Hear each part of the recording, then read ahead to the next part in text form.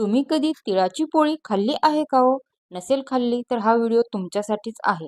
आणि तीळ हे आपल्या आरोग्यासाठी खूप म्हणजे खूप फायदेशीर असतात आणि थंडीच्या दिवसात तर विचारूच नका. खूप असे त्याचे सारे फायदे आहेत.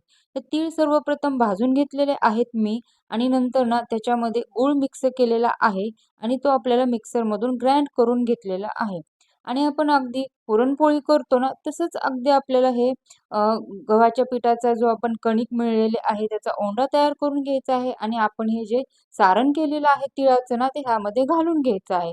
ते सारण करताना ना त्याच्यामध्ये थोडीशी विलायची आणि बडीशोप ही तुम्ही टाकू शकता आणि जशी पोळी लाटतो ना आपण तशी लाटून घ्यायची आहे. खायला अगदी चविष्ट, खूप चविष्ट लागते आणि साहेबांना ना खूप आवडते.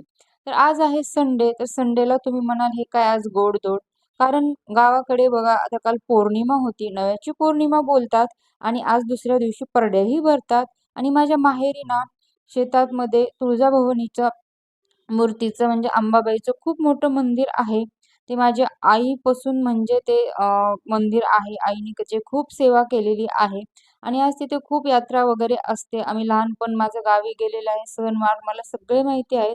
आता मुंबईसारख्या ठिकाणी राहतोय, पण आपली परंपरा, आपली जी संस्कृती आहे विसरून चालत नाही.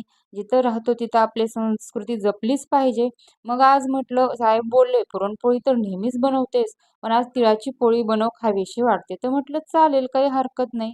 मग इथं परड्या तर काही इथं नसतात. मग मंदिरातच जाऊन मी तिथे ना देवीपुढे परडी असते ती भरली जाऊन सकाळी आणि नंतर मग देवाला वगैरे नैवेद्य दाखवला. सगळं बनवलं होतं. अगदी पुरणपोळी आपण केल्यावरती बनवतो पापड, भजी, पोळी, दूध आणि ही तिळाची पोळी असल्यामुळे आता तिखट काही नव्हतं ना भाजीला वगैरे, तर मग मी आमटी असते पुरणपोळी केल्यावर, तर मी बीन्सची भाजी बनवली होती आणि नंतर पोळी, पापड, कुरवडी, भजी असं सगळं बनवलं होतं. देवालाही नैवेद्य दाखविला.